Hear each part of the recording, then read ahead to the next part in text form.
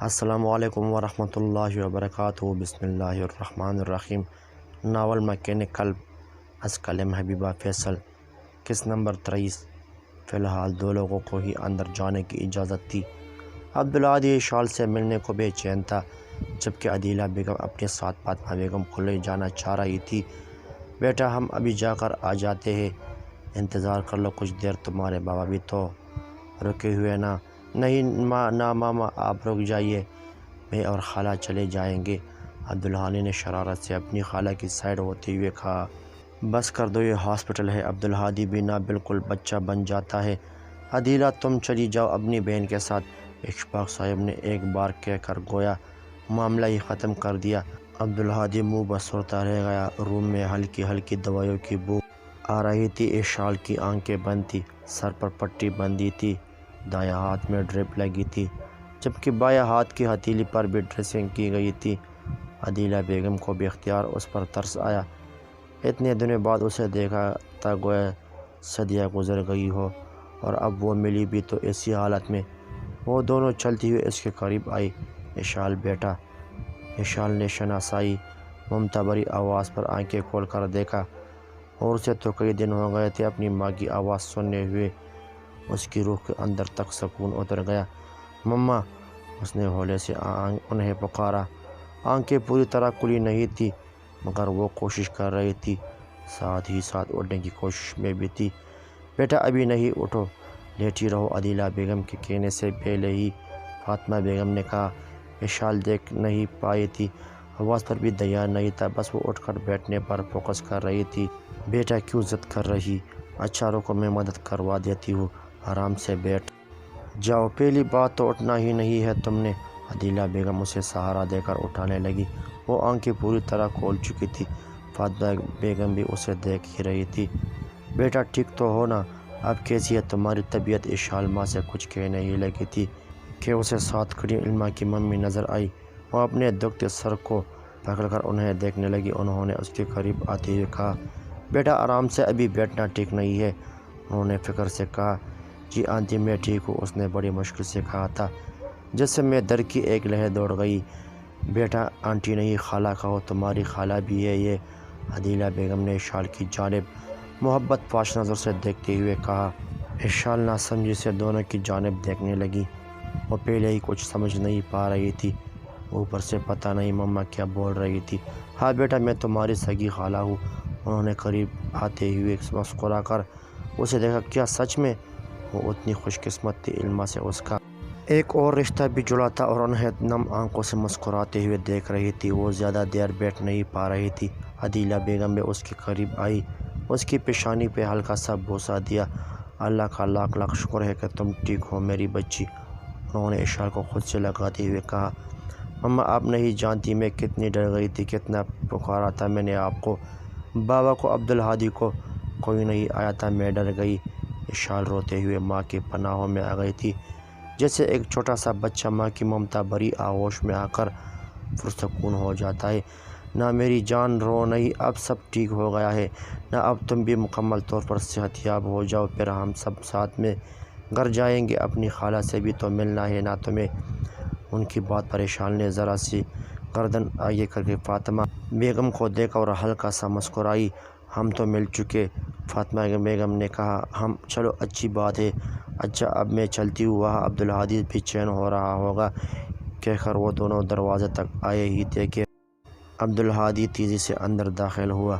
لو آ گیا، چلے آپ لوگ جائیے، میں نے اپنی بہن سے بات کرنی ہے، عبدالہادی نے ڈرامائی انداز میں کہا۔ عدیلہ بیگم اسے گھورتے ہوئے باہر آ گئی۔ اب کیسی طبیعت ہے تمہاری؟ عبدالہادی اس کے قریب بیڈ پر بیٹھتے ہوئے پوچھا۔ ٹھیک ہوں، اشال نے مدھم لہجے میں کہا، آواز میں نکاہت تھی۔ اب جلدی سے ٹھیک ہو جاؤ، میرے ساتھ لڑنے کے لیے کوئی جنگلی بلی ہے ہی نہیں۔ عبدالہادی اشال کا دھیان بٹھانے کے لیے پھر سے پہلے والے موڈ میں آ چکا تھا۔ وہ جانتا تھا اشال اب بھی ڈری ہوئی تھی۔ تمہیں بس میں لڑنے کے لیے یہی یاد آتی ہوں، ویسے مجھے پتہ ہے تم سوئے نہیں ہوں گے، میرے بہر دیکھو کیسی عاشقوں والی شکل بنا رکھی ہے۔ اشال یہ کہہ کر ہنس دی۔ اسے کتنا مان تھا عبدالہادی پر کہ وہ اپنی بہن سے اتنی محبت کرتا ہے۔ عبدالہادی نے دل ہی دل میں شکر ادا کیا کہ وہ پہلے جیسی ہوگی۔ تبھی اشفاق صاحب بھی اندر داخل ہوئے۔ انہیں دیکھ کر اشال کی آنکھیں دوبارہ بھر آئی۔ یہ صحیح ہے کہ اپنوں کی موجودگی میں ہمیں ہمیشہ ایک تحفظ کا احساس گھیرے ہوئے ہوتا ہے۔ اشفاق صاحب قریب آئے تو وہ فوراً ان کے گلے لگ گئی۔ بچہ کیا ہوا؟ فکر نہیں کرو، سب ٹھیک ہے۔ دیکھ لو سب تمہارے پاس ہے، اور اب تو تمہاری خالہ وہیرہ بھی ہے، علمہ ہے، حمزہ ہے، اب تم نے سب سے ملنا بھی ہے نا، بس جلدی سے ٹھیک ہو کر گھر آ جاؤ۔ شفقت بھرا لہجہ اس کی سماعتوں میں اترا تو گویا کانوں میں رس گھول گیا۔ کتنی ترس گئی تھی وہ 3 دن ان آوازوں کو سننے کے لیے۔ اس کی آنکھوں سے تشکر سے آنسو بہنے لگے۔ نہیں بیٹا رو نہیں، اب اور نہیں رونا۔ انہوں نے اپنے ہاتھوں سے اشال کی آنسو صاف کیے۔ بس ایموشنل سین ڈراپ کر دے، اب خواہ میرے آنسو نکلوانے ہیں۔ دونوں باپ بیٹی نے عبدالحادی سے اشال کا رونا برداشت نہ ہوا تو فوراً بیچ میں بول پڑا۔ ارے ہاں، میں بتانا تو بھول ہی گیا، تمہارے دادا ابو آ رہے ہیں کچھ دنوں میں تو کہہ دیا ہے، اب ہمیشہ کے لیے آ جائے گا۔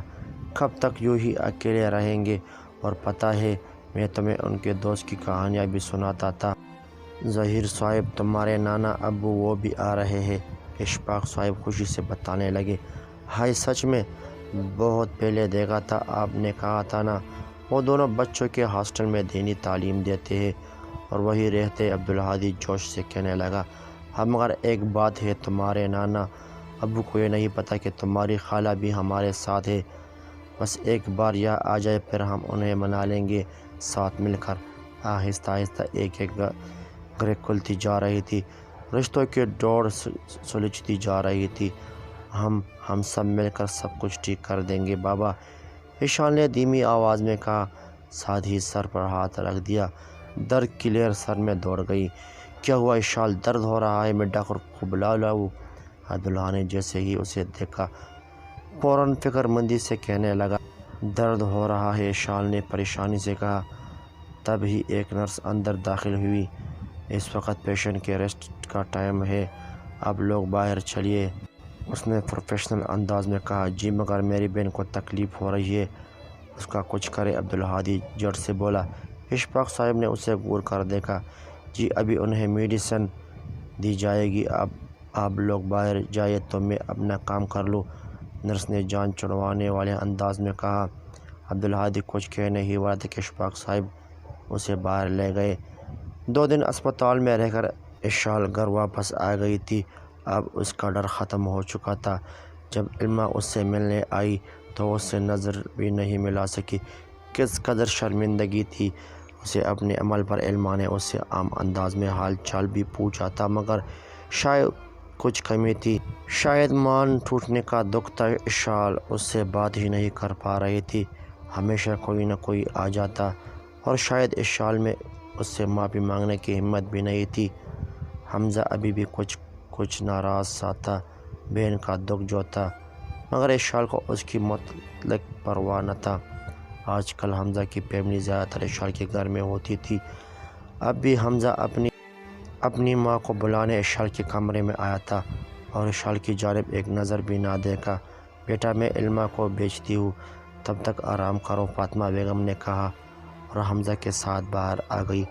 خڑوس انسان ہونا ہو، بندہ حال چال ہی پوچھ لیتا ہے، پتہ نہیں کس چیز کا غرور ہے۔ میری مدد کر لی تو کون سا بڑا مارے کا مار لیا ہے جناب نے؟ اشال حمزہ کو کوس رہی تھی۔ میں کیوں اپنے الفاظ ضائع کروں؟ خیر تبھی علمہ کمرے میں داخل ہوئی۔ خود سے کیا باتیں کر رہی ہو؟ تمہارے بھائی کی تعریفیں، اشال نے بڑبڑاتے ہوئے دھیرے سے کہا، جو علمہ کو سنائی نہیں دیا۔ تم نے دوائی لے لی کیا؟ علمہ نے فکر مندی سے پوچھا۔ ہاں لے لی تھی۔ پھر کچھ پل کمرے میں خاموشی رہی۔ علمہ اشال کی جذبات سے اوجھل آواز نے کمرے کی خاموشی کو توڑا تھا۔ ہاں، علمہ نے سوالیہ نظروں سے اس کی جانب دیکھا۔ کیا تم نے مجھے معاف کر دیا؟ اشال نے نظریں جھکاتے ہوئے کہا۔ علمہ کچھ لمحے خاموش رہی، کچھ کہا نہیں۔ کچھ کہو گے نہیں؟ اس کی خاموشی پر اشال بولی۔ تم کیسے کہہ سکتی ہو کہ میں تم سے ناراض ہوں؟ میں تو ہر وقت تمہارے پاس ہوتی ہوں، تم سے بات کر رہی ہوں۔ پھر علمہ نے اشال کی آنکھوں میں دیکھتے ہوئے کہا، پتہ چل جاتا ہے، میں نہیں جانتی وہ کون سا چیز ہے جس سے مجھے احساس ہوتا ہے کہ تم ناراض ہو، پر میں نہیں رہ سکتی تمہاری بے رخی کے ساتھ؟ بھلے ہی تم مجھ سے نارمل بیہیو کر رہی ہو، مگر میرے دل میں ایک کھسک سی ہے۔ اشال کی آنکھیں نمکین پانیوں سے بھر گئی۔ علما بھی آنسو ضبط کرنے کی کوشش کر رہی تھی۔ مجھے پتہ ہے میں نے بہت بڑی غلطی کی ہے، لیکن تمہیں پتہ ہے مجھے ایک طرح سے خوشی بھی ہے، کیونکہ میں نے کہیں پڑھا تھا کہ ناراض ان سے ہوا جاتا ہے جہاں مان ہوتا ہے کہ وہ شخص آ کر اسے منا لے گا، اور تم مجھ سے ناراض ہونا تو میں بھی منا لوں گی، تمہارا مان ٹوٹنے نہیں دوں گی۔ اس دفعہ اشال نے یہ غلطی آخری دفعہ کی ہے، اگلی بار ایسا نہیں ہوگا، پکا وعدہ۔ اس نے ہچکیاں لیتے ہوئے علما کا ہاتھ پکڑ لیا۔ علما کی آنکھوں سے ایک آنسو بھی نکلا۔ اس نے بات کرنے کے لیے لب وا کیے۔ میں بس اتنا کہوں گی کہ مجھے تم سے کوئی شکوہ نہیں، میں بھی نہیں رہ سکتی تم سے ناراض۔ اس نے اشال کو گلے لگایا۔ تم سچ میں بہت اچھی ہو علما، اللہ نے مجھے بہت بڑی نعمت عطا کی ہے تمہاری شکل میں۔ شکریہ۔ اشال نے اس کی آنسو صاف کیے۔ سارے گلے شکوے دور ہو گئے تھے، دھند چڑھ گئی تھی۔ چلو اب میں بیٹھے بیٹھے بور ہو گئی، بس سارا دن اسی کمرے کو گھورتی رہتی ہوں، چلو مجھے یہاں سے باہر جانا ہے۔ اشال نے اسے ہاتھ پکڑ کر اٹھانا چاہا، وہ خود بھی کھڑی ہو گئی۔ پکا تم اب بہتر محسوس کر رہی ہو نا؟ ورنہ آرام کرو، علما نے فکر مندی سے کہا۔ ہاں میری جان، میں بالکل ٹھیک ہوں، اب چلو۔ اشال کے سر پر پٹی اب بھی بندھی تھی، زخم ٹھیک نہیں ہوا تھا مگر وہ کافی بہتر تھی۔ پھر وہ دونوں لان میں چہل قدمی کرنے لگے۔ وہی اپنے کمرے کی کھڑکی میں کھڑا عبدالہادی اس کے معصوم چہرے کو اپنی نگاہوں کے حصار میں لیے ہوئے تھا۔ پھر اچانک اس نے نگاہ پھیر لی۔ اللہ، میں کیا کر رہا ہوں؟ اب تو میرے لیے اور مشکل ہو گیا، میں خود پر کیسے قابو رکھوں؟ عبدالہادی سچ مچ پریشان ہو گیا۔ اے اللہ، مجھے اتنی توفیق دے کہ میں اپنی نگاہوں کو قابو میں رکھ سکوں، مجھے اس گناہ سے بچا لے، یا پھر عبدالہادی ہولے سے مسکرایا۔ ہمیں ایک مضبوط رشتے میں باندھ دے۔ لان میں روح کو سرشار کرنے والی ہوائیں چل رہی تھی۔ عبدالہادی کے دل نے ایک بیٹ مس کی۔ اس وقت ہر کوئی بول چکا تھا کہ علما کا نام تو کسی اور کے ساتھ جڑا ہوا ہے۔ رشتے وہی یاد رہتے ہیں جن کے درمیان ایک خوبصورت سی ڈور ہوتی ہے، دل سے جڑی۔ اور کیا ایسا رشتہ علما اور فاخر کے بیچ تھا؟ وہ صبح انتہائی حسین تھی، خوشگوار سی۔ عبدالہادی اور اشال لان میں چہل قدمی کر رہے تھے، جبکہ دوسری جانب علما حمزہ کے ساتھ کار میں تھی، یوں نہیں جانے کے لیے۔ آخر اتنے دنوں کا حرج جو ہوا تھا وہ پورا کرنا تھا۔ اشال کو عبدالہادی نے فی الحال یوں نہیں جانے کے لیے صاف لفظوں میں منع کیا تھا۔ صبح کی دھوپ لینے کے لیے وہ خود اشال کو اٹھاتا اور اس کے ساتھ چہل قدمی کرتا تھا۔ اشال دھیرے دھیرے پیر سے پیلی جیسی ہو رہی تھی، پھول کی طرح کھلے چہرے والی۔ اس کی وجہ سے عبدالہادی بھی دیر سے آفس جاتا تھا، پھر وہ اشال کو ڈھیر ساری ہدایات دے کر آفس آ جاتا۔ وہ اب بھی اپنے آفس میں چیئر پر بیٹھا تھا، ساتھ ہی ساتھ پیپر ویٹ گھماتے ہوئے گہری سوچ میں گم تھا۔ اور آپ سب تو جانتے ہی ہوں گے کہ آج کل محترم عبدالہادی صاحب کے کیا ارادے ہیں۔ میں مما سے بات کر ہی لینی، مگر مسئلہ ہے فاخر، جی چاہ رہا ہے اس کا منہ توڑ دوں۔ پتہ نہیں کیا سوچ کر حمزہ نے اسے چنا تھا۔ حمزہ نے بھی وقوفی کی اس معاملے میں۔ عبدالہادی اب حمزہ کو کوسنے لگا۔ اشفاق صاحب نے گلا کنکار کر اس کے سوچوں کے محور میں خلل پیدا کیا۔ کیا صاحبزادے آج کل کون سے خیالات میں کھوئے رہتے ہو؟ کچھ نہیں، بس آپ کو پتہ ہے نا بزنس کی کتنی ٹینشن ہوتی ہے مجھے، آخر میری بدولت آپ کا بزنس اتنا اوپر جا رہا ہے۔ عبدالہادی نے آنکھ مارتے ہوئے کہا، شکل دیکھو اپنی، اور یہ فائل مکمل کر کے میرے آفس میں بھجواؤ فوراً۔ اشفاق صاحب نے ہنستے ہوئے اس سے کہا اور باہر نکل گئے۔ عبدالہادی کی نظریں دوبارہ بند ہوتے دروازے پر ٹک گئی۔ کہانی جاری ہے۔ مزید اقساط کے لیے ہمارا چینل سبسکرائب کیجیے اور اپنے دوستوں کے ساتھ ضرور شیئر کیجیے۔